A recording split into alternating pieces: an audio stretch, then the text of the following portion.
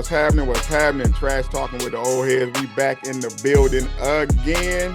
You know what it is. I'm your host, Dante. Along with my partners, you know who they are already. JW, what's happening? What it is, what's going on. You see it. We ain't playing over here. We champions over here. You see it. Champions of what? Greg, what's happening, bro? I don't know what he's talking about. Champions of what? Not me either, boy. I tell you. Hey, you know what? I don't know why you went opposite today. I was gonna give him a chance to go ahead and get his in first. You playing like Kevin Stefanski over here, my boy. Ooh. You coaching. You doing the wrong thing. You going away from your star player, man. No excuses. Play like a champion. We'll get to that much later, bro. Play like a champion, baby. Play like a champion. You see what is going on right here. The Rick Flapp college football in business. Now I will like say, I told after y'all, Saturday, we got another you should not be saying that after Saturday, though. I will say you should not be saying that after Saturday. Hey man, I don't want to hear that shit, man. Let's go. It's another day. It's another day. Saturday was yesterday. It's Sunday. Now the JW. Losing lingers, but why would we be talking about playing when we can be champions? That's what we talking about. It's an NBA thing going on over here. Listen, we talk about 18 of them things over here. Man, and we got a special guest. In green. What you talking about? Please introduce our guest, man. From Colorado, Reverend. You know what it is. You know what it is, brother. And listen. Welcome back, bro. Hey, I've been waiting, and I got a lot to say. A lot to say. Hey, my wife, she reads our post a lot of times. She was like, "Oh, you and him, y'all like each other number one nemesis, huh?" Listen, yeah, absolutely. She get it. Listen, I'm just like, listen, hey, I'm gonna play it as straight as you play it. You stay in bounds, I'm gonna stay in bounds. You start hitting after the whistle. Hey, what Bobby Brown say? You play to the echo of the whistle. Like, oh, y'all, then we're gonna do that today too. Right, she was like, neither one of y'all want to let it go, huh? Y'all just alike. I ain't letting it go. Hey, listen, I don't believe and agree to disagree. You wrong, and I'm right. Hey, but we got a great show lined up today, man. All hoops, all the time, man. Because, man, fellas, hoops it's kind of in a strange place right now, man. Some folks say we're in a golden age era of skill, spacing, scoring. You know all the stuff you hear, you know what I'm saying? Others say the game lost its soul, too much analytics, too many threes, not enough physicality. So we're going to delve into this thing, man, and see what we think the state of the NBA game is right now, you know what I'm saying? So before we do any of that, though, I got to say thank you to everybody who has subscribed to the page on YouTube, Trash Talking with the Old Heads. We appreciate it. We're trying to roll towards. We're trying to get to 5,000 subscribers. We need your help, man. So if you click on the videos, man, we would definitely appreciate it if you give us a like, smash that like and subscribe button, please. We appreciate it. Also, you can also join the group that we were just talking about, the Facebook group, Trash Talking with the Old Heads. Man, it's just friendly banter, grown men, you know what I'm saying, talking sports, have loved sports their whole lives. Hey, we don't get into nothing, you know what I'm saying, no BS, you know what I'm saying, just grown men with opinions, you know what I'm saying. We can get over it afterwards. We can disagree and go to lunch. You know what I'm saying? A lot of salt and pepperhead players in the game. A lot of salt and pepperhead players in the game. You already know. Look at them, all that gray. And you see Soulja Boy over there with his new San Fran football. You see him, he be over here just buying stuff, you know what I'm saying? You see him, Soulja Boy, say what's up to the people. He don't feel like talking right now. The Niners ain't playing, he ain't talking. You know what I'm saying? He ain't got nothing to say. They on the bye, he ain't got nothing to say. You know what I'm saying? But let's dive off into this thing, man, with this style of play, man, the shift in the style of play over the years. Okay. All right. Lead us off, bro. You know I love it. You know how I kick it. Our very first segment, we're going to talk about today, gentlemen. Let me pull up my notes here. Our very first segment we're going to talk about today is the style of play. And what's up for discussion in today's NBA? Well, the only thing moving faster than the players is the analytics department trying to explain why everyone's shooting from the parking lot. Tonight, we break down the style of play in the league where pace and space means defenders are social distancing and everybody thinks they are Stephen Wardell Curry. But is the league as soft as a baby's bottom, or are the old geezers reluctant to accept change? Let's get into it, fellas. Let's get into it. Let's start with the three-point barrage. Has it ruined the game? Who you throwing it to, bro? Because I know we all. Anybody can jump in. We'll let, Anybody can we'll let jump the in. special guest go first. If you're feeling Chelsea, froggy, what you got? jump. Absolutely, it hasn't. And I'm gonna go ahead and get in front of J Dub before he says it's ruined the game because it got him a championship. So does he care about how he wins, or he only wants to win a certain way? His actions show me that he cares only about the championship because he said 18 of them things. Well, one of them things came from the 3-point shots. So you can't take the championship unless you like the way the championship was baked. I don't think it's ruined the game. It's just changed the game. I played with J Dub back in high school, and we could have shot as many threes as they shoot today. We both would have been happier basketball players. Show me the lie. I'm with you when you're fly, right. baby, let it fly. I'm with you when you're right. Hey, any rebuttal there, JW? So my goalpost has been moving over the last couple of years because I really do want to appreciate the game in its totality. You know, has it ruined the game? No, it hasn't ruined the game. I know that's surprising. Has it hurt the game? I think so. And here's why. I think it's hurt the game because the league is now more copy and paste than it ever has been. Every game we see this particular sequence, you see a missed three, you see a made three, and that very next shot is definitely going to be a three-pointer because they're trying to get that three back. I see it each and every game when there's another shot available. It doesn't even matter. It could be on a fast break. There could be a post player posting up a smaller player. It doesn't matter. That three ball is going up.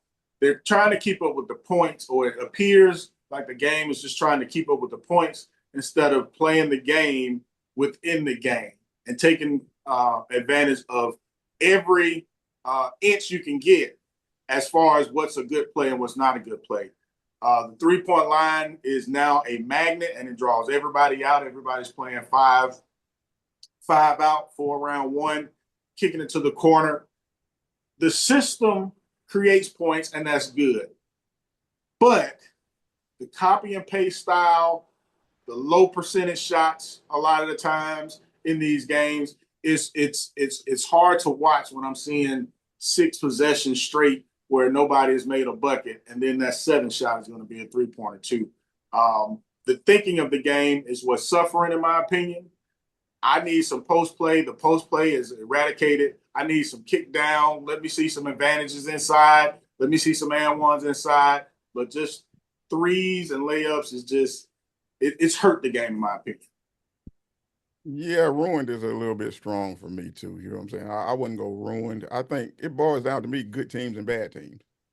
If you watch good teams like Golden State, they take the right three at the right time most of the time. You know what I'm saying? They set up their three. You watch bad teams, I'm not going to say any names, you know what I'm saying? It's just somebody dribbling the ball for 18 seconds, off the dribble, chucking up a three. It's, to me, that's the difference to me. I think it can be done. I don't particularly love it, watching it, everybody shoot the threes like that. But a good team with ball movement, player movement, it can still be some beauty in it, you know what I'm saying, watching the game. If you're getting the right shots, you know what I'm saying, not all contested threes like a lot of these bad teams take, which is just terrible to watch, you know what I'm saying? So to me, it's more of a matter of good teams and how they play versus bad teams and how they play shooting all the threes, you know what I'm saying? It's not really a thing of the three itself, but what are these coaches doing and what kind of team do you have you created on the floor? What kind of threes are they taking? You know what I'm saying? Because three itself, it's fine. You know what I'm saying? If you're setting up the three, you got a lot of player movement. Everybody's coming off the screens. It's fine. Good teams do that. The Warriors, I keep going to them, but the Warriors do that. You know what I'm saying? So I'm fine with that. You know what I'm saying? But these teams where it's just, man, dribble, dribble, dribble, dribble, chuck up a bad three, you know what I'm saying? Hope 30% of them go in. That's hard to watch, you know what I'm saying? So again, I wouldn't go as far as ruined, but I think you got a lot of bad teams who take a lot of bad shots. And that's just hard to watch, you know what I'm saying? So I think both of y'all, everybody's brought up some good points, but I think what I'm hearing as far as the negative style of play or the negative perception that our panelists and hosts have discussed in this segment is about the bad teams when we should not be looking at the you know what I'm saying, the outlier teams. We should be looking at the teams that are really doing a great job of running That's if in you this think pace of space. there's more good ones than bad ones. I would disagree with that. I think there are more bad teams than good teams. Well, there will always Well, be more bad teams than good teams, Yeah, right? but yeah, no, he's I saying we mean, should focus on the ones doing. That's only a handful of teams, but what's maybe the two difference? handful, What's maybe. the difference in, you know, the style of play as far as teams having the same overlapping concepts than they did in the 80s and 90s? Because if you look at 80s ball, most of it was, let's, you know, either we're going to get a fast break or we're going to slow it down, dump it off to the big, and then whatever the big able to do, whether he's able to create a point or, you know, get an open shot for somebody else, that's what we're rolling with. Those were, you know, the same concepts into the 90s where it was more isolation play. You know, you had the Bulls running that triangle, the infamous triangle offense, but a lot of it was a lot of isolationist basketball. And so, you know, yeah, you're gonna have in any league, whether that's the NFL or the NBA, you know, you're going to have where there's a copy and paste type mentality or a copycat mentality where what has worked for the team, the most dominant team, that other teams try to copy that and try to, you know, replicate it and try to, you know, put their own spin on it. But you can't say that the you know, the Thunder play in that manner. They play off of Shea Gilgeous-Alexander, which creates, you know, an open shot because the floor is so wide open. You know, that's the difference in the game today. It's more wide open, and you have everybody on the floor can hit you from three. Most of the time, 4 to 5 players on the floor can hit you from three at any given moment in time, and that opens up the space. So it's not you. It's kind of like Bama basketball. You got 3-point shots, you got layups. You have some teams that's good at shooting the mid-range Jays, but those are the teams with the players that can make mid-range jump shots. The rest of the players on the team, they're dependent on 1 or 2 players on the floor to create and make offense for the other players. And when you're open on the three, which is a harder shot to defend, when the floor is that wide open and you have a dominant player that can get to the bucket, like a Luka, like a Shea Gilgeous-Alexander, or even a Jaylen Brown. You see what the Celtics have been able to do over the last few weeks. They've been able to take advantage of Jaylen Brown's ability to attack the bucket because it's wide open. You got shooters surrounding them. What's the better play? You dump it down to what's the guy named number 85 on y'all team? Dump it down to him and let him do a post shot? No, we're going to take advantage of our best player, which is downhill, and get everybody involved. I think that when we're talking about watchability and whatnot, as the resident Detroit Pistons expert in our group, back when we won our last championships in the early 2000s, the Pistons were winning, but that was not very watchable basketball. No, it was and not. That was in the height of the Kobe Shaq years when we beat Kobe and Shaq. I disagree. In the gentleman's sweep. I was just about to say that's in the eyes of the beholder. No. Eyes of the, come on. The game was in the 70s. Right. Again, I'm a Pistons fan. I love the winning. I was very much like Jerry. You love watching those games? I love the winning. I love the winning games, Dante. I love the winning. Watching those games. No, it was not. It was not great basketball. You didn't like watching those games. So let me tell you, watching those games once it became the playoffs and the stakes were high, that's what was interesting. But watching those teams during the regular season, the second and third quarter, I fall asleep watching those games. Man, that sounds so familiar. You like the winning, but not the way they play. Exactly. And so this is yes. But listen, I wasn't saying that's bad basketball. I did not say that. I just said that it was not very watchable. I prefer from an aesthetic perspective, the floor being more spread, a little more skill being on display versus we just playing. It's almost like a fight in a phone booth. I'm happy for us to win the fight in the phone booth. 140 to 130 basketball games every night. I would prefer to watch 140 to 130 than to watch 70 to 76. You said it. You said it right, Dante, when you said that's the eye of the beholder. That phrase, because I enjoyed those years. I enjoyed watching the Pistons season. During that year, I'm a big time Chauncey Billups fan. He's one of my favorite point guards growing up. I thoroughly enjoyed it. I enjoyed watching Ben Wallace and Rasheed Wallace. I mean, not on offense. You didn't enjoy watching Ben Wallace on offense. I enjoyed it because every bucket mattered. Yeah, Rip coming off the pin down. That was defense and complete down. That's one of the best defensive teams in the history of the game. Defense. That completely. Right. But I love a middle ground. Yes. But I'm saying I love what I loved about that team was how they were going to shut your water off. They were going to contest outside shots. You were going to have multiple people at the basket, at the rim contesting. So I like that aspect of it. But it was not pretty to watch. Like offensively, I was like, let's just get a bucket. Can we get a bucket? And then we're going to just lock you down when we come on the other end. But again, this was not like, wow. The feelings that I had when I was watching the 06 7 seconds or less Suns, where I was just giddy watching the floor being spread, watching the lobs to Amari, watching Sean Marion and all those guys. That was a very different aesthetic feel, one that I would have enjoyed playing in myself much more than watching what the Pistons did. Your offense was. But even with them, they weren't all 3-pointers, though. It wasn't just the Pistons either. It wasn't just the Pistons either. In that time, during that time of basketball, it was a lot of low-scoring games. The Nets, a lot of them. Yeah, like the Nets. That picture with all them boys hanging off a Shaq. When you had it was not just Kenyon. It was who was the big Kenyon, McCullough, Kittles. Yeah. And I'm saying, but who's they had that? Who was this big? They just had a bunch of big brutes, not very skilled. They had Aaron down there. Aaron is the one I'm thinking of. I was like, he's the real light skinned redhead guy. The redhead. That's what I was having a picture and I was trying to figure out how I could talk about him but not being pejorative. Mutombo was on that team too. But I'm saying, but that was not an offensively aesthetic team either. Yeah, even with Jason Kidd. In my opinion, there was balance within the offense, though. It was the defense was just so rare.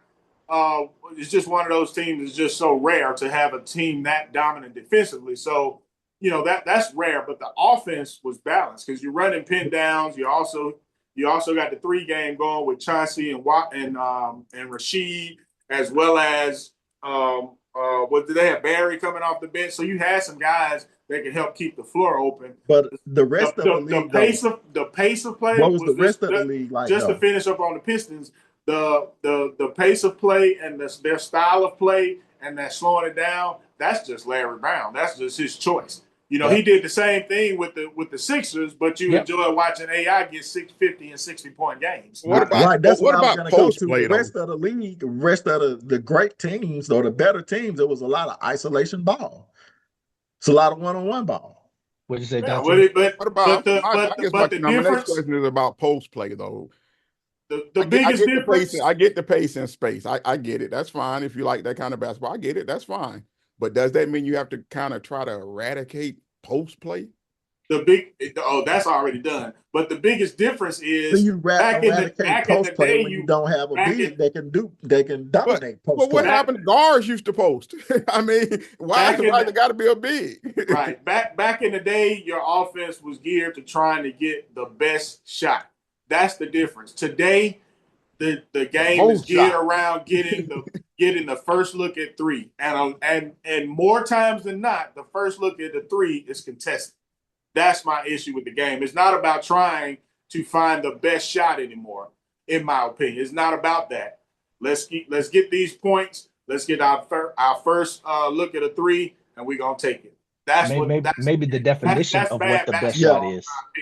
I think you overemphasizing that point, Jerry, because I see a lot of times where they are creating offense because of penetration, and it does lead to a wide open corner 3. I see lob at the basket. I see 6'10" and 7-footers receive the ball in the post, whether it be a rebound or whether they got it on a cut. I see them catch the ball with either no one there, which meaning the defender is coming late to the party, or with a lesser defender on them, a smaller person, because they switch every damn thing in the game. And instead of this man taking this shot and getting the and one or taking that easier shot, it's an immediate kick to the corner. He doesn't even look to the goal. He doesn't even look at the shot. And to me, that's dumbed down basketball with the programming of the way they play. 5 and out, 5 out, 4 and around. those are two offenses that we're thinking of. Two. Hey, Unless Jerry. it's Jokic, Embiid, Zubac, Bam, some of the better bigs. Bam is shooting threes, G. His first two shots in the last game I watched with Miami, both were trades. Is that Both of all his his shots, first though? shots. Is that all Jerry, his shots? And they lost that game too. to that specific point, one of the And he highest stopped percentage at 5 people, Greg, out of 30 teams. But go ahead. to your point of when there's a rebound, an offensive rebound, and that immediate kick out. Do you know what one of the highest percentage 3-point shots that's taking in the NBA is 3-point shots taken after an offensive rebound? That's a 3, though. A 3 ain't never a higher percentage shot than a layup, bro. Okay, do you get more points for a 3-pointer than a layup? See, that's Come what on, I'm Ramsey. saying. So Come now on, you're Ramsey. we gotta move, you're trying to get to the score. The reason That's why. what I said. I'm saying, but it's the reason I got why. one last to the thing. What about points. on the break though? When you got the 2-on-1 break, and I've seen this too many times, where that guy that's got the one who doesn't have the ball veers off for the 3. That's me. That's on a me all day. 2-on-1 break. That's I mean, me I all know day. 3 is more than 2. I get it. Okay. 3 is more than 2. I get it. It's Okay. terrible. But it's basketball. a 2-on-1 break. This is basketball. It's But hold on. terrible basketball. If it's everybody only good could, if they make it. if everybody was 100%, if everybody was LeBron James as a finisher, then sure. But just because you go in there, don't mean you're gonna You even finish. defending that part of it? Yeah, I love. Oh, listen, hey, if dang. I'm hooping with you, listen. If I'm hooping with you and I'm ahead, listen, I'm running to the corner, and you better kick it. Oh man, you'll never see it. That's even worse. That's even worse because it's a dumb play. That's even worse. It spaces the floor. It's only a good play if the 3 is made, bro. If that shot is missed, Yeah, it's a horrible play. When you I'm just talking about spacing the floor. The higher percentage shot is the layup. So we don't we got to get to the money game. hold on. We don't never see lobs at the basket. We don't never see, you know what I'm saying, and ones on a finish on a 2-on-1 break. It's always they gonna kick it out to the 3. Of course, no, we're not And talking. Okay, then. So we're not talking in absolutes about any of this, G. Right. None So of you this is can't keep absolute. assigning that. You just we have know a what we're variety of seeing different most of the finishes time. on the 2-on-1 break. Nobody's saying never. It's just more than likely. Yeah, More it's than a lot likely of what's the going to time. happen is what Rem said. More than likely, that's what's going to happen. It's every game. Let's look at the numbers and not make assumptions. Show me the numbers. Let's move to the money game. We about to get into some numbers. So let's get to the money of it all. Okay, well here's the big number: $76 billion. Indeed. That's how much the new NBA contract, the new NBA TV contract will be over the next 11 seasons, which comes out to about $6.9 billion annually. So the question at hand is, with all of this money pouring into the game, with Jerry sorry Celtics going for 6-7 million, the Lakers being valued at $10 billion, has money ruined the game? And so we want to start with even thinking about coming from the younger ranks. Our poster child is Zion Williamson. He had 1 million Instagram followers coming out of high school, going into Duke. Does that even affect a young player's hunger to want to get to the league when effectively you've already made it before you ever set foot on an NBA floor? So Dante, I'll kick it to you first. All right. Are inflated player salaries reducing the drive to become great in today's younger player? And see, I'm not one of these guys who like want to try to pick on these dudes because I guess my answer would be, I think it has to. You know what I'm saying? I think it's just human nature. There's a human nature aspect to it when you're given so much so early without, and see, I hate to say without earning it, but you're given so much money so early, a lot of times before you've even accomplished anything. Haven't won anything, nothing. Your brand is just really big. Let's take Ja, for instance. Big brand, big game, big dunks, the whole deal. High flying. Everybody loved Ja, the way he played. You know what I'm saying? Attacking the rim. It was beautiful to watch early on. But when the money gets involved so early, you know what I'm saying? I think it has to, Rev. I think it's really, for me, it's just human nature. I think these young fellas, I think they're trying to do the best that they can, but this is what they've come up in, you know, brand over everything kind of deal. And then you throw brand, trying to get your brand off the ground and I'm gonna give you $50 million a year on that next contract after your rookie deal. You're gonna get 50 mil, $250 million deal. Now it's up to 70 mil, I saw, or whatever. So how can it not? You know what I'm saying? Kind of take some of that drive away from them. You know what I'm saying? Like drive towards what? You know what I'm saying? You hear some of those old players talk about, I was driving, trying to, get my mother's house paid off. I was trying to get, my dad taken care of. That kind of deal. Drive for what? You know what I'm saying? If you don't have that internal drive for greatness, then I've been given everything. Now, what am I driving for? Let me ask you two Or follow-up towards it questions. would be what would I be driving towards? So in the late 90s, before the Uh-huh. institution of the rookie salary cap, Right, you had guys like Kevin Durant coming straight out of high school. right, You had Sean Bradley coming back from his Mormon mission, right. getting contracts 7600 something $1 million. Did we have the same concerns then? It's a different generation. These are Gen Xers, not millennials or Gen Right, Zers. They right. weren't worried about it. Wasn't a brand concern, but you had guys who already quote unquote made it ever before stepping on the floor. LeBron, of course, could be another example where he signed his Nike deal at 18 before he even, of what, 90 Right. some $1 million before he even got on the NBA floor.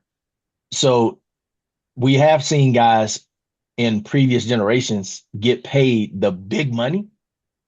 And Yeah, but still fall. Did we have the same concerns? I Or think was that why they the number instituted the of rookie the I salary think cap? and Because they were like, you don't get the same work ethic out of a guy who's already being paid before they even come into the league.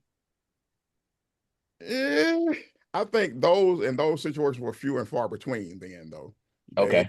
It wasn't like it is now. You know what I'm You saying? saying because it's more Right. people It's who are just getting it. so many of them. So now you've got more personalities.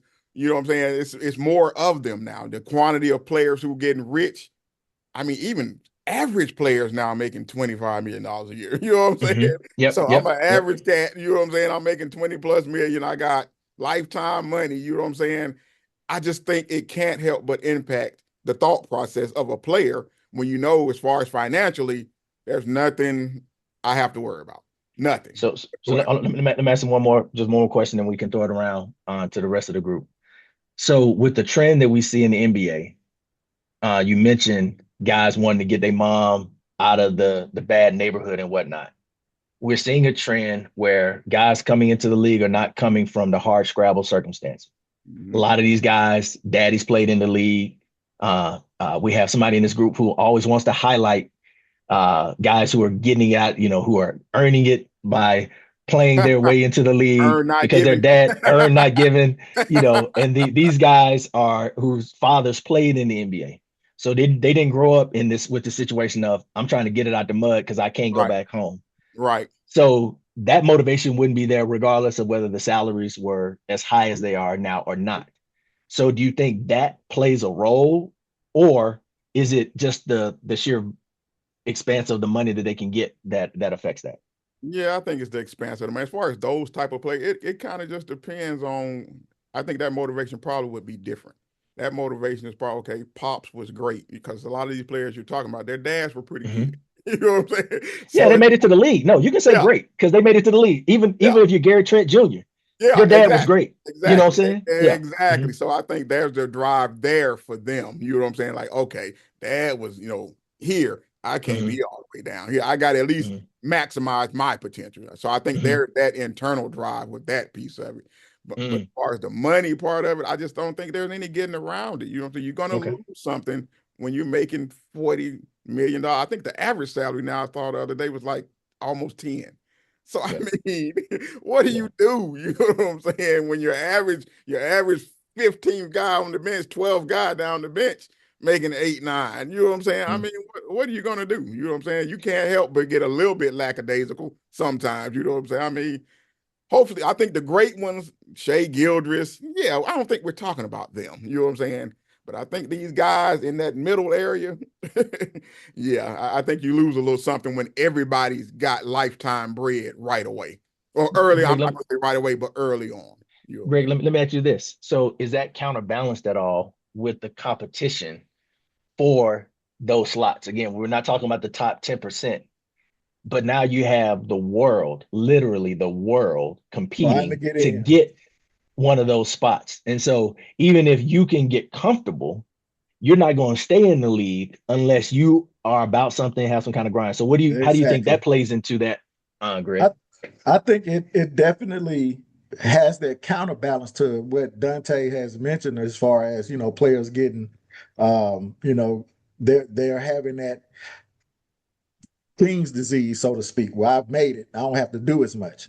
I think there's a healthy approach to how we got the G League, we got international players, which we'll get into later, and we have these up and coming players that's still trying to ball. Yeah, you're gonna have some players, your Ja Morants and some Zions, that won't put in the work that's needed to stay on top of the game. But then you also have your other players that's out there, the newer players that's about to make their money, the Wembies. You saw him, you was Kung Fu Wemby and all summer long, and he about to get a big deal. SGA, you know, Kung Fu. yeah. You got Luca. You saw what Luca was able to do. He had a max contract and got another one coming up. So he want to max out. So you got players that's gonna have the right, internal integrity or internal what I'm trying to say. They're gonna have the right motivation Mhm. to not only improve their money and their contracts, but to improve their game. Because the NBA is a highly competitive league. I know we like to sit and say that the league is soft, but and yeah, just like you did back in the 90s and 80s and 70s, you had players sniffing cocaine and really wasn't caring about the league. But you also had another amount of players that were doing what they needed to do to grow the league, to compete for a championship, to make their team better. And it's the same as it was then, it is today. For every Ja Morant, you're gonna have your SGA. For every what player that's riding the bench, getting paid and not doing, you got stories of that's Bones littered throughout the Highland. NBA history. Bones Holland. But then you got Peyton Pritchard, a Right. dude who's gonna get out there and just try to get it. Exactly. You got players, look at the Thunder for example. None of these players were on anybody's radar when they got drafted or got signed in free agency or got brought out the G League. But they're putting in that work to make the Raptors or the Thunder one of the best teams we've seen in NBA history. So, we can, But wouldn't that be the motivation because of where they came from? And it being uncertain, their futures being uncertain, that's the drive that right, we're talking about. You know what I'm saying? exactly. But that drive is created by, I see the silver line and I see where I can get Right. my By bread. hunger. Exactly. Right. That You know the what I'm saying? hunger is So what I'm talking about. and that's It why gets you taken that's why you away don't once have you get those that high bag. rookie deals no more. So now you have to make it. You have to actually produce before you come in the league and get a KG $120 million contract or a Bron signing 90 million. You got to actually go in there and pull and Right. and and So I think we're and talking show about that you two can different do what things. you I need to think you're do. talking about before the bag. I'm speaking about after the bag is what I'm speaking about. I'm not speaking about before the bag. I think we all got drive before we get our bag. I think everyone got that drive to succeed before you get the bag. My thing is after you get the bag, what happens? That's Well, that's my well, point. Jerry, let But me kick it to you and ask you this. In a social media, and I think this may be something we're gonna hit on, but in a world where people have YouTube channels breaking down in a your world, game footage every game. So your exposure is tremendous. Like people have careers where they get on YouTube and talk about what you are or are not doing. all day, Is every that day. a counterbalance to getting the bag? So you've gotten the bag, but if you get out there and really just, stink up the joint, you're going to be put on blast for the world to see, and somebody's going to monetize that. Does that change or provide some external motivation to help guys who maybe would slack off because they're like, okay, I've made it because financially I'm secure? Everything that we've talked about thus far, as well as the scenario you just gave me, it's going to uh, heavily affect those who only wanted the lifestyle in the first place. Mhm. The player that wants to be great no matter the amount of money, no matter the memes, no matter the mistakes, that player is going to be great anyway. It does not matter one iota.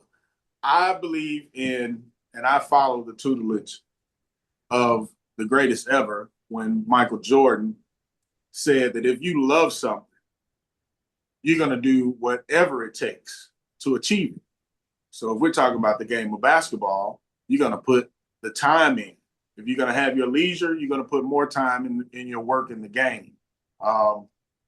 Same thing we saw with Kobe Bryant. We see it with LeBron James spending, allegedly over $1 million on his body year in and year out. Doesn't look like it this year, but that's neither here nor there. But and I go back to my original statement, the guys who just want the lifestyle, a la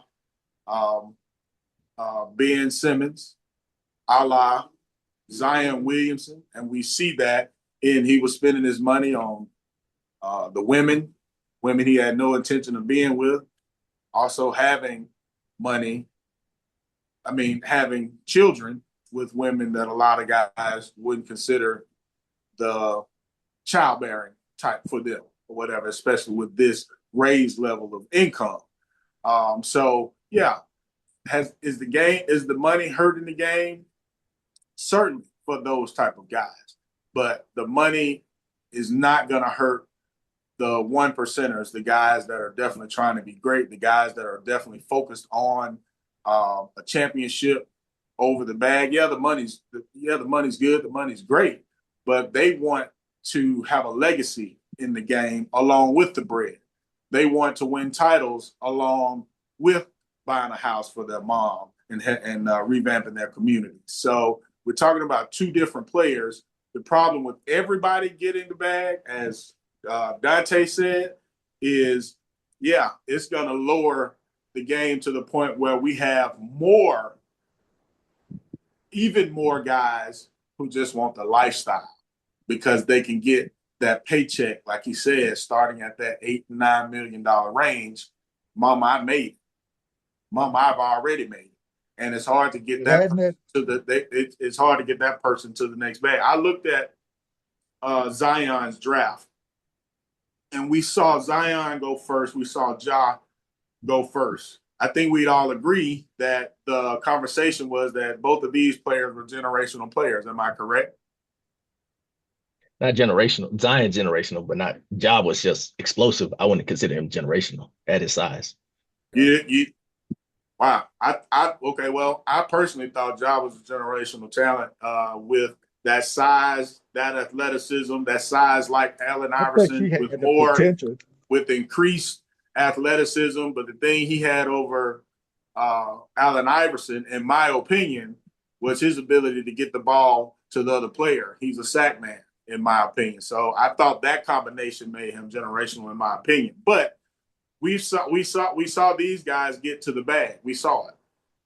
But now, are we going to ever see them reach that level of greatness that the consumers want to see, as in we want to see these guys compete for a championship? We're not going to ever see it with Zion. It's a wrap. We're not going to see it with him. Ja looks like he'd rather be in the streets of Memphis, and both of them are going to need those million followers that they came into the league with in a few years, once they're not making money playing basketball anymore. Looking at the rest of this list, we already have some players that have played for a title. You got PJ Washington, you got Tyler Hero, you got Jordan Poole, who's already won a title. Daniel Gafford has played for a title. One of the Martin brothers was on a championship, finals team in Miami.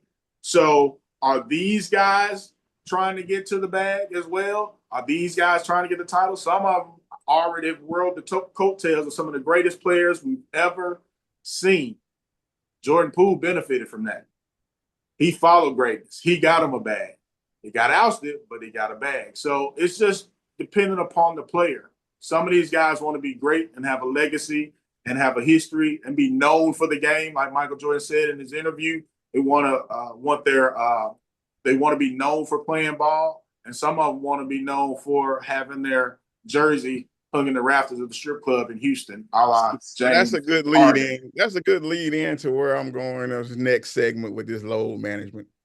I want more of them to be known for playing 82 games. that for me, going back to playing 82 games, we all know we're talking about load management. And, you know, I constantly hear the arguments about extending careers, which I get. You know what I'm saying? Everybody want to play, especially when we just talked about got these big bags now. So if I can extend that career 5 more years making $40 million, why the hell not? Trust me, as a man who like capitalism, I get it. I totally understand that piece of it. But before I kick the question to you guys about load management and what it's done to the game, I want to give y'all some stats though. So it's a 10-year study I found tracking 150 what they call starter level players and their single game absences for rest, injury, and how it rose over the years. So combined it was 169 games in 2014, 2015, 380, 2022, 2023. Then they did over decades. So they did all-stars, high-minute guys, top picks, missed on an average 10.4 games per season in the 80s, 10.6 games in the 90s. That jumped to 13.9 games in the 2000s, 17.5 games in the 2010s, and roughly 23.9 games per season in the 2020s. So with that being said, I guess my question is, and I'll go with you, G, I'll let you start this one. Has protecting careers gone a little bit too far? It has in a lot of instances. Some instances with our older players, you have to, you can't have the wear and tear on the older players as you would some of the younger players. But yeah, some of the younger players that are taking time off to avoid injuries definitely is a negative experience for the fans. People that pay their money to come and see these players, your all stars, your superstars, and they don't really have an injury. So it's hard. What's hard for fans of the game to really understand is, okay, are they taking these games off because they want to rest, or are they taking these games off to manage potential injury risks? And so when we just talked about the amount of money that's being invested in these players, the organizations, they have a fiduciary responsibility to try to make sure that they can keep these players available to fulfill their investment and to make sure that they're ready for the playoffs. What's the responsibility to the fan? That's what's being, I think, dismissed, is the responsibility to the fans. And it's a fine balance. You have to, number one, if it's an injury risk, like we've seen where players have a calf strain, and we've seen what has happened with the style of play and the pace of the game, with more players running up and down the floor, protecting and playing offense in a more, I guess, more playing with more distance, having to cover more distance when they're defending, having to play at a faster pace where they're not walking the ball up the floor and dumping it down in the post. There is an element of risk injury. And so you have to make sure, risk to injuries. So you have to make sure that you protect those players from themselves sometimes. But it's just about the ones that are simply resting and the ones that are managing a potential injury risk. So Kelsey, let me play off that with the next question for you, because that's my biggest issue. I'll never tell a man about his injury or if he's injured or not. I don't. For me, you as sure? a fan, Are you sure? I I don't know if I believe that. No, I don't. I won't gauge them on that. But my issue, most times, is these cats for rest because it's back to backs, or we Yes. play 3 nights in 4 days. Yes. What come down on that load management? That's the part as a fan that pisses me off. Yeah, when you're healthy as hell, but we just playing basketball 3 nights in 4 days, so I can't play. So I think the problem with load management is that it's the nexus of several different things that's landing in one place, and we see it play out with load management. but there are factors that are beyond just what did I play last night or not, or am I feeling a little bit fatigued or not. So Dante, blame your Spurs, because in terms of the DMP I knew old. somebody was Blame going. them I knew Oh Spurs. yeah, yeah, somebody was yeah, going to yeah, go yeah. there. We gotta go. We We weren't gotta gonna go. leave this segment without mentioning Oh yeah, oh yeah. Popovich. We got to go. Again, I love it that y'all hate all this stuff that y'all running behind and pom pom and cheer for. So your guys did that tremendously, and it made sense to do so when you're trying to preserve the career of an aging superstar like a Tim Duncan or Manny Ginobili. So I Or get will the he? But we were huh. talking. Because or We will were he? talking about old players. Then come on, Well, now. hold We on, but don't hold on, know. but hold Come on on. now. But I'm saying, but I'm just saying that that's for the old players. But That was there's the different. first thing G said. Yeah, but then there are also young guys who you have to look out for as well. One of the challenges that um, with the advent of more and more technology, we know more, and therefore people do different things. So I go back to again when I was playing sports in high school, water was considered a privilege.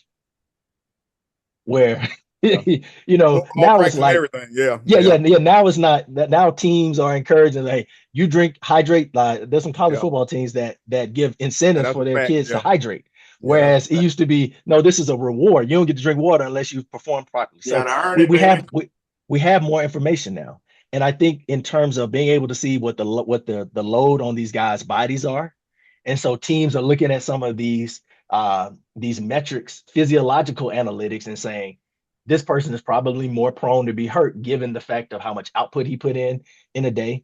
And therefore, it makes sense from a team's perspective to say, again, we're talking about the bag and money, and this plays into it as well. If I'm Right, paying a guy $70 million a year, right. I'm not going to run my $70 million asset into the ground just to make somebody in Milwaukee happy on a Tuesday in January. It's like, no, that's not what it's here for. I think another factor is, and then we can take this back to the 73 win Warriors and a little bit to the Kobe rings culture thing. The regular season has been devalued in general, and championships are the mark. It's not just simply, hey, everybody's playing for different things, Good enjoyment of the point, Kev. game, fan experience. It's now, if you ain't winning the championship, then they're gonna Preach, call you 3-6 Mafia and all of these names. preach, And preach. so if that is going to be the measurement that a player is going to be judged by, then I don't care if I'm playing 82 games. What I need to be prepared for is the 16 games. You can shake your head all you want to, but your commentary about what happens in those 16 games is more poignant than your commentary about what happens in the 82. But again, that's just one of the factors. But I think teams are seeing that if it is most important to win a championship, then I'm going to garner and use my resources towards that. If that means preserving guys, if that means sitting guys out, trying to preserve their health. I didn't say necessarily that it was right. I'm just saying the incentives are there. That I argument's think a little another. bogus, Kelsey, because Hold on, that's let me throw always one. been the Let me case throw one about more in there, and playoff then basketball hold on. versus Let me throw regular. one more thing in there, and then you can come back. I think another piece that people don't factor in, or we haven't said this even in this conversation, is some of the quote unquote games missed, especially toward the end of the season, is around tanking. And there are plenty of teams, especially those bad teams, when you It's, have guys who are decently healthy, but it's like, what's the point in going out here trying to win games? We're going to throw out a lineup out here that's not going to be able to win to preserve our lottery odds. And so you have guys missing the last 10 games. That's why it's just really, really bad to start looking at stats of how guys did in March, late March and early April, because sometimes they're playing against teams that are not trying to win. And so when you have a segment of the league that's not trying to win and resting guys, that's not load management, that's tanking. But to But say those that's only those happening those missed now, games and factor into those you stats don't that think you that put in. happened in the past too, when it was a Not straight, no no no not not at the, no, not stop not at it, the strategic level. stop it. Come on. The process, the Daryl Morey process, that was a But strategic thing no, that but we're what I'm saying is intentionally it's trying to not even lose. David a Robinson. given now if you tank David that you're going to get the number one pick. If I you I tank know, back in but the day, it was but a the given. odds are still there. No, but I'm saying, but the odds are still there. David Robinson was sat the entire season of play the year before they drafted Tim Duncan, so they would have a higher chance to get He Tim was Duncan. injured. They ain't just sit him down. Let's not do that. Yeah, But he again, was that injured. was one He team. could have come back. He could have come back. Exactly. Yes, I know, but I'm saying, but again, I'm giving you one team versus once Daryl Morey and had the strategic play to do that.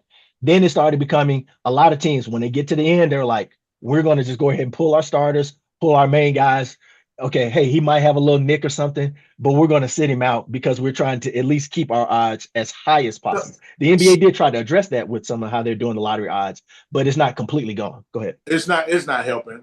Everything they've done to try to curb tanking, which I just listened to a pod the other day that said teams are for one of the first time, the rare opportunities, teams are already tanking this year for next year's draft because this is supposed to be a loaded draft. Because this is supposed to be a loaded draft. I've thought about this section long and hard, and I was trying to come up with something a little bit off the beaten path because you've already said some of the stuff that I'm going to say or that I would normally say as far as, for players like a Kawhi Leonard who had a degenerative injury and had to be managed like that, I fully understand that. For players that are aged, I fully understand it to an extent. I think 23 games is way too much. I think every time you got a back-to-back, you want to sit somebody. I think that's awful for the fans. But here's where I'm going to go with player management. We often talk about how the game has changed. I never consider what we see now evolution. I always say it was changed by the suits, and that's where we are. And that's where we are with, like you just mentioned, Kelsey, with load management. The suits, once again, are coming down to the floor and interrupting history in the sport that I know that I love. Some of you guys probably love football a little bit more.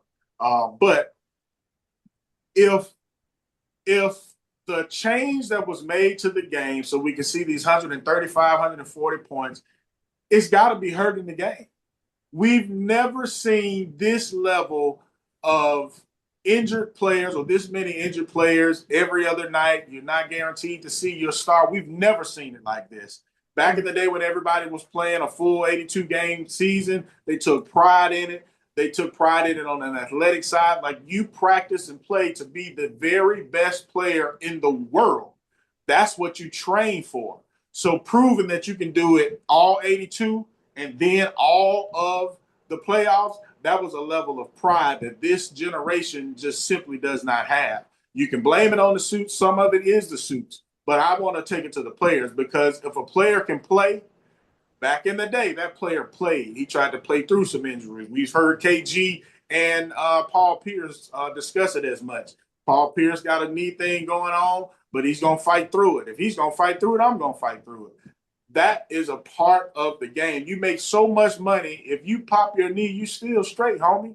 You know what I'm saying? Next man up mentality. What happened to putting the onus on the rest of the team? So if the injuries are high, then we've changed the game way too much. Space, pace and space, speed, trying to get to 140, 150 point, that has hurt the game at just as much as anything else.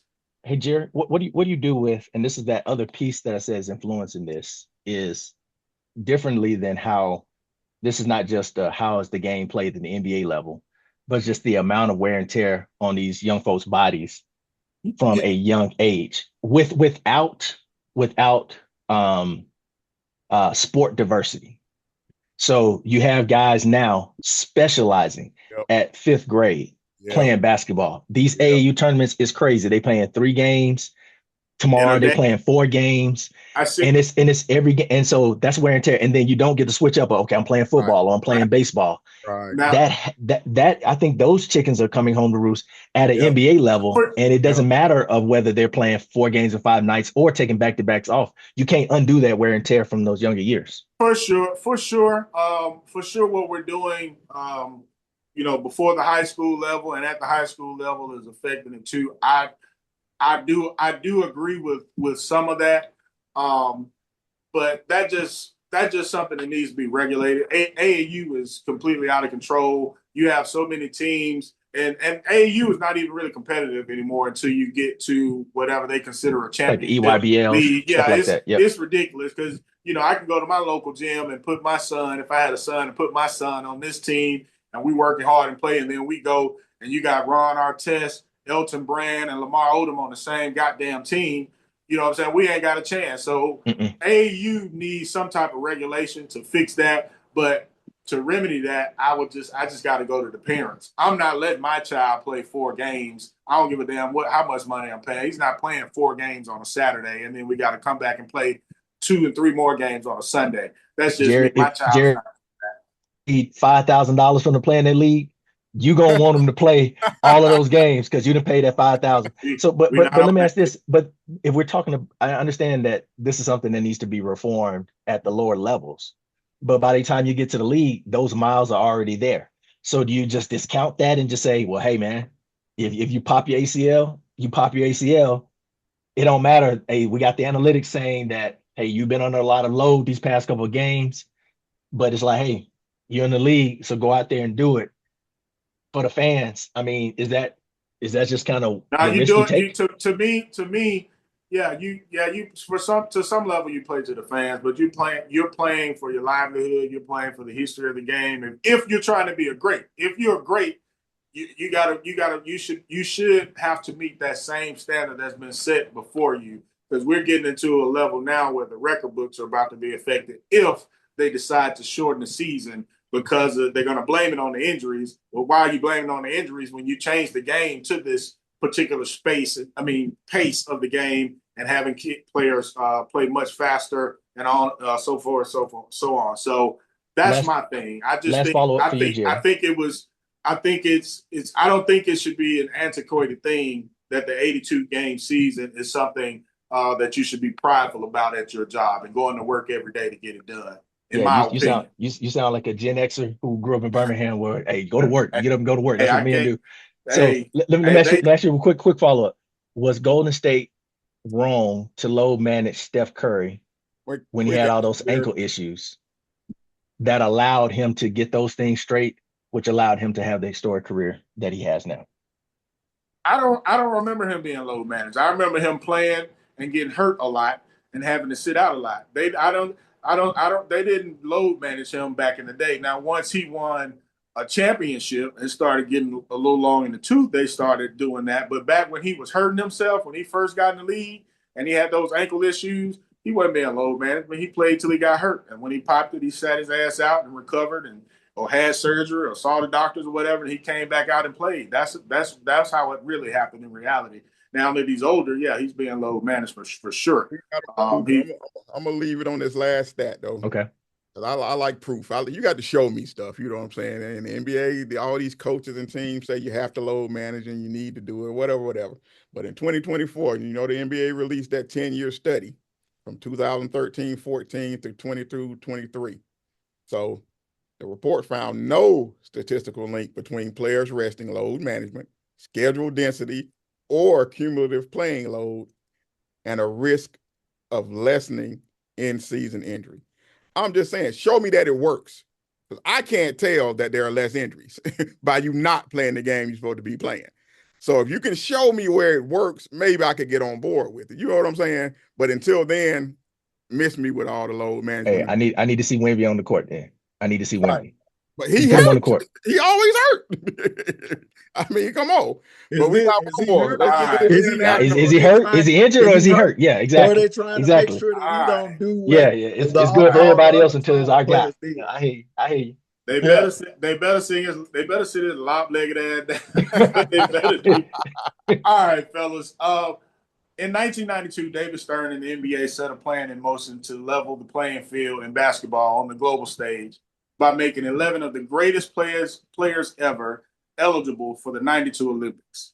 Instead, the unprecedented move leveled the competition with the formation of the Dream Team. The Dream Team's supreme dominance created tectonic shifts around the world that proved American superiority in professional basketball was truly light years ahead of the rest of the globe at the time. Well, light years has turned into only 12 as chickens began to roost shortly after eggs dropped in 2004 when the Nightmare team won bronze.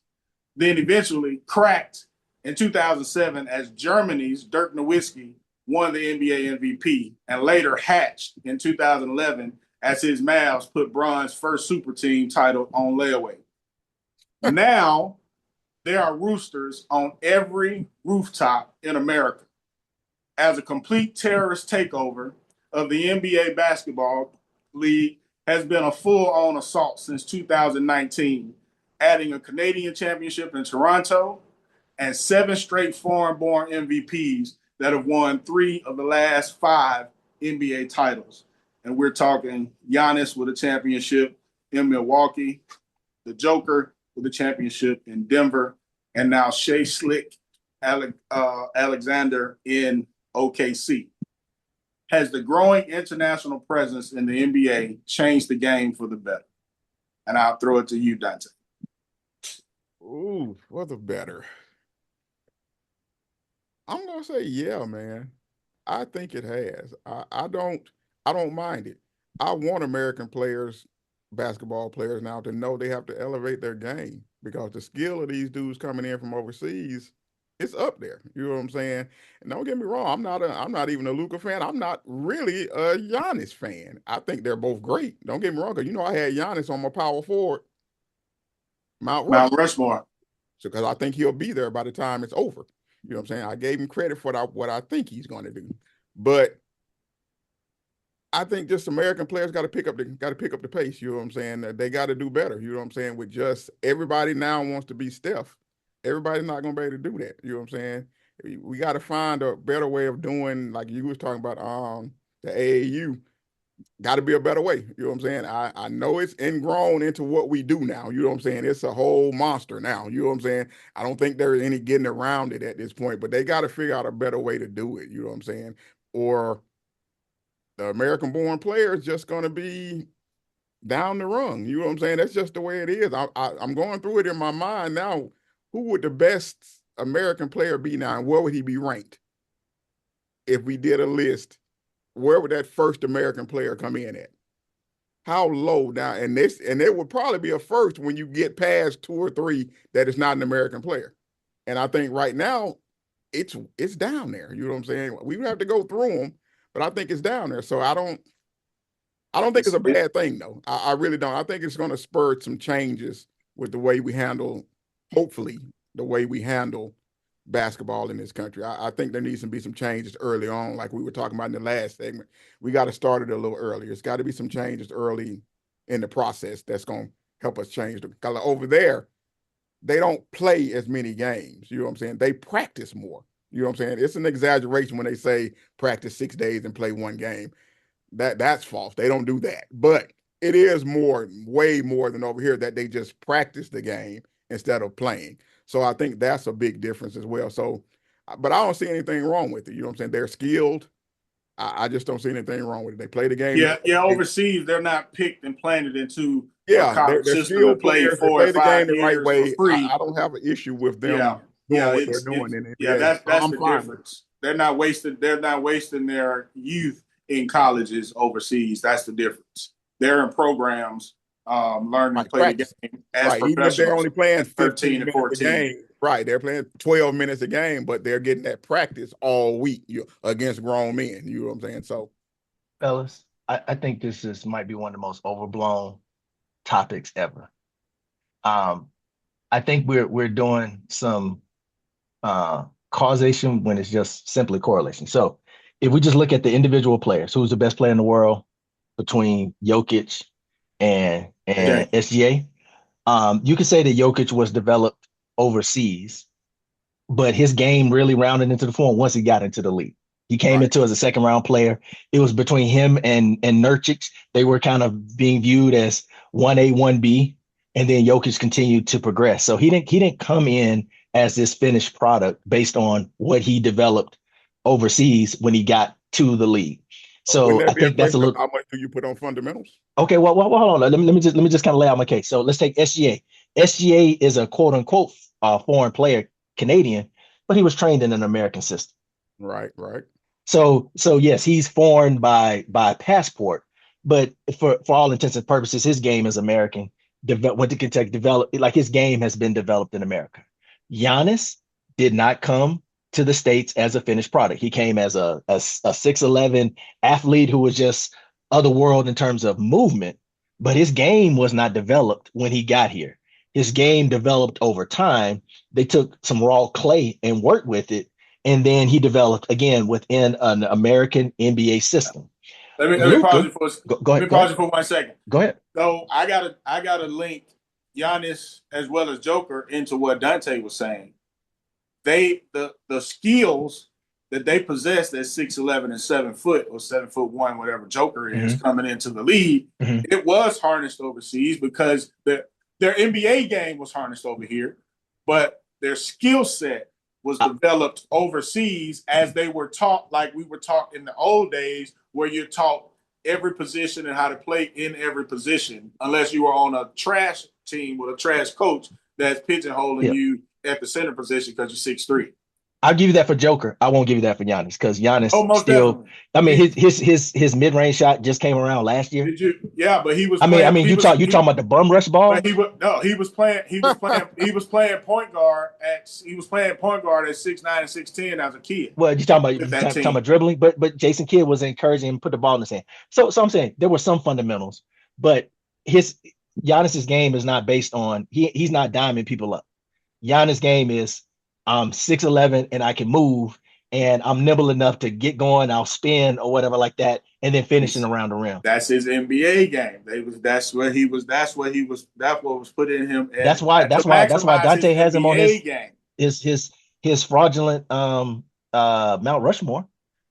What? I'll just try to make sure you're still awake. Okay. Oh, I digress. I'm here. But I'll get that for Jokic. But then even looking at Luka started playing pro ball when he was 16. So I don't know how much development he Before had. then, I think he's just a prodigy. Because if you're playing professional at the age of 16, if you're winning EuroLeague MVPs at 18, I don't know how much develop. Like there's some people, it's kind of like LeBron. There's like some people who came out the womb and just had some things. You don't believe people come out the womb and have things? You don't believe that. You don't believe in God-given talent. That puts you at a level to where somebody else could work in the gym 24/7 and never not even reach that. I'm sorry, I shouldn't have said LeBron. I'm sorry. Let's keep it on Luka.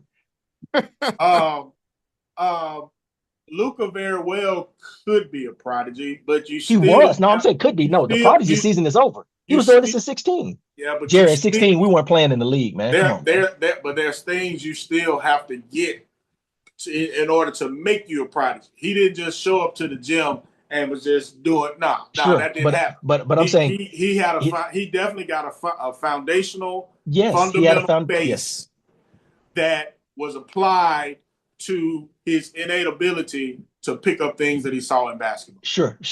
We agree on that. And what I'm saying is that it was not because simply he's more in the league and was able to be dominant because of those innate gifts that were applied to those fundamentals, not because he had this great fundamental background. And that's the thing that got him over the hump.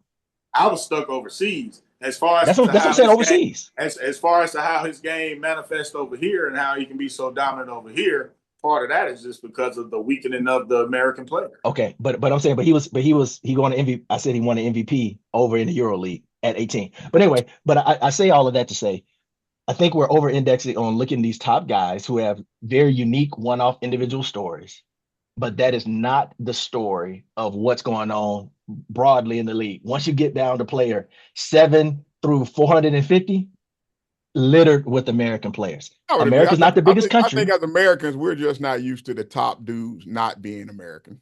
Basically. Yeah, well, I think, but that's, to me, that's more of an anomalous situation, not some sort of we won't have top basketball players anymore. Cade Cunningham is coming.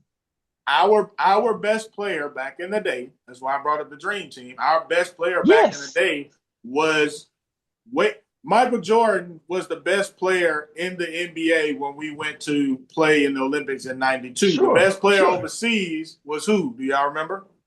Tony Kukoc? It was Tony Kukoc. And Michael Jordan was way better than the gap is shrunk for sure. Now it's in a reverse. Having the fundamental base, and the changing of the game has benefited the Euro player as well as the college player in some sense. as far as rule changes that we've gone under to bring these players in has made it easier for them now.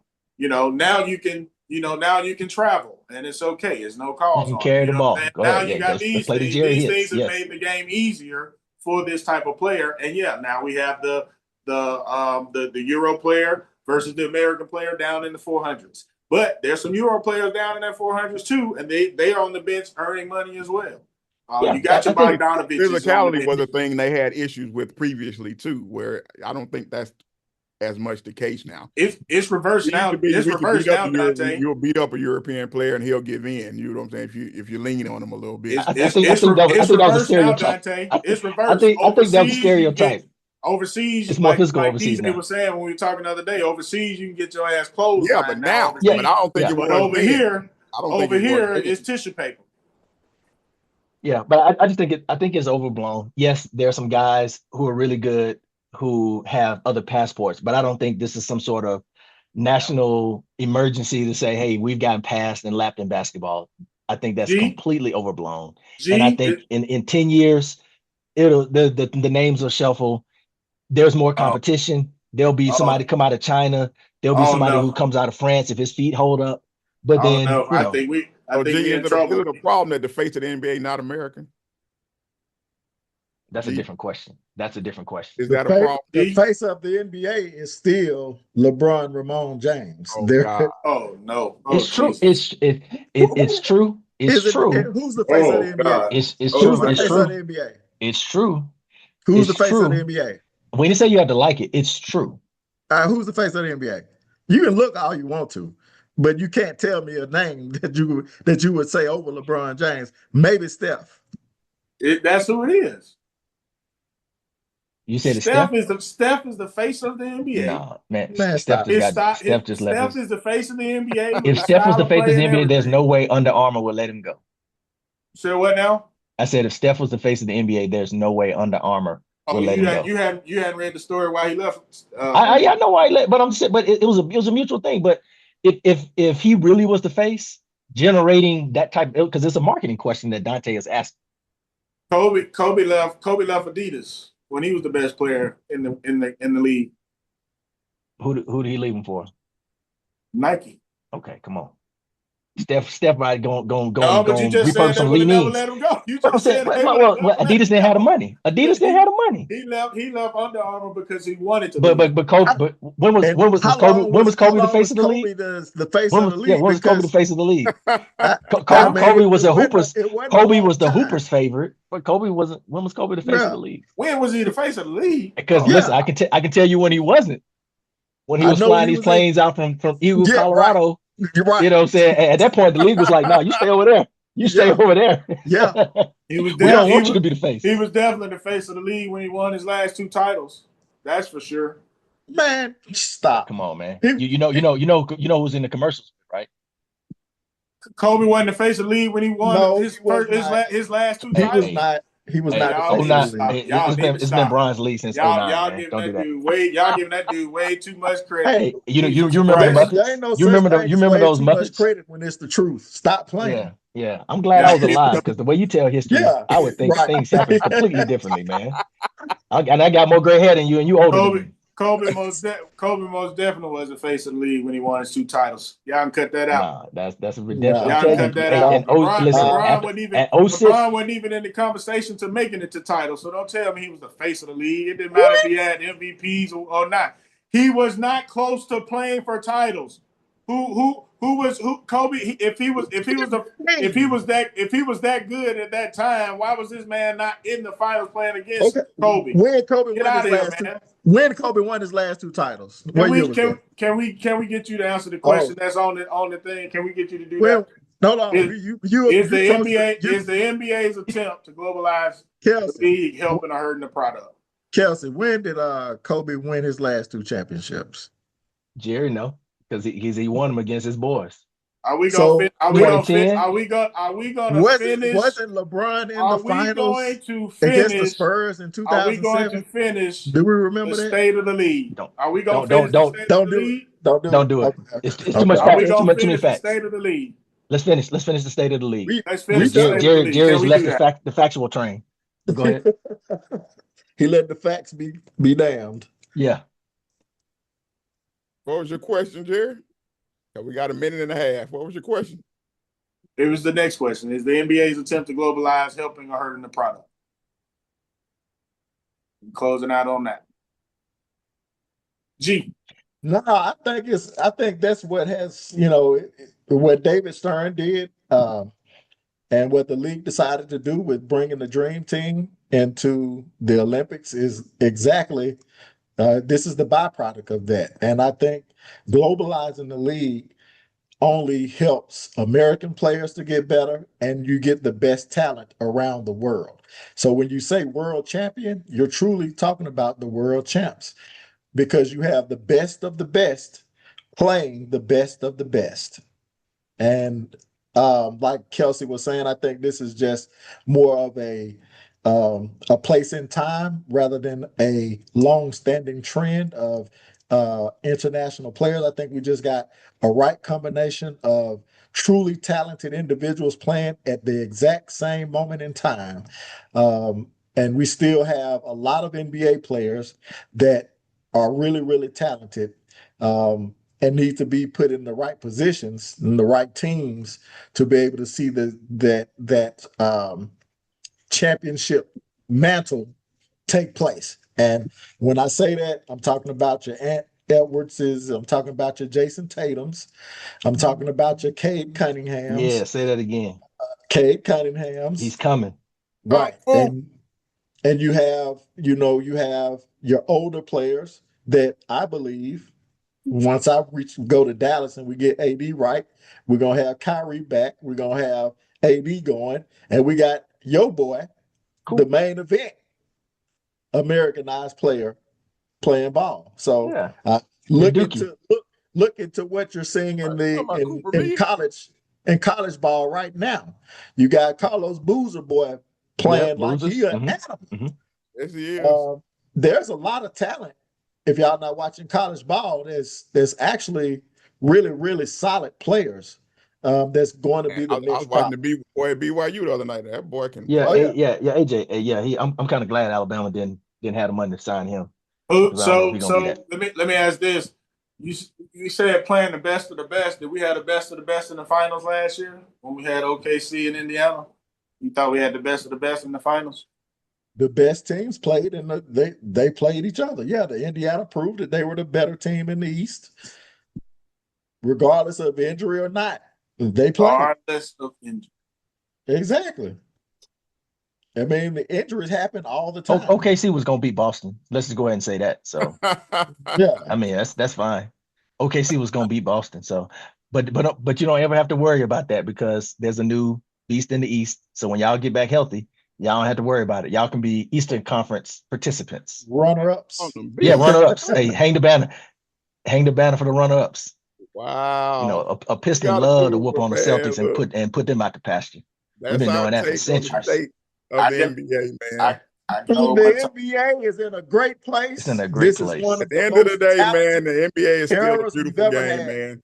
It's a game. Outside of the center position. The league is standing at a crossroads, man. The style of play is faster, the talent is deeper, the bag is bigger. But somewhere along the way, we lost a little bit of that competitiveness, that a little bit of identity, and a whole lot of availability. So it can't survive on just highlights and hashtags and shit. You got to be more than that. You know what I'm saying? Need some hunger, some urgency, stars who want to show up for the fans, a product that feels a little bit more meaningful from October all the way through June. And don't get me wrong, you know what I'm saying? I don't think any team ever throughout the history of the NBA, every game from October to June, they was playing hard. I get it. But we got the in-season tournament. I watched a lot of games back in the day where I watched on a Tuesday and they was competitive as hell. They was going at it. You know what I'm saying? So that kind of deal. So if you don't watch enough Pistons. They want to call this the golden era, that's fine. Man. But it's time for everybody, the players, coaches, owners, league office, to treat the game like it deserves to be treated at this point. Find a way to find a little bit more balance. That's all I'm saying. Dante. Hey, yes, sir. The challenge that you're going to have with the NBA as well as the NFL, but it'll be a slower burn, is that whole capitalism thing. Oh, yes, sir. Absolutely. The more you try to grow it, you're going to dilute and challenge some of the core identities of your product when the goal is just to get more, make more.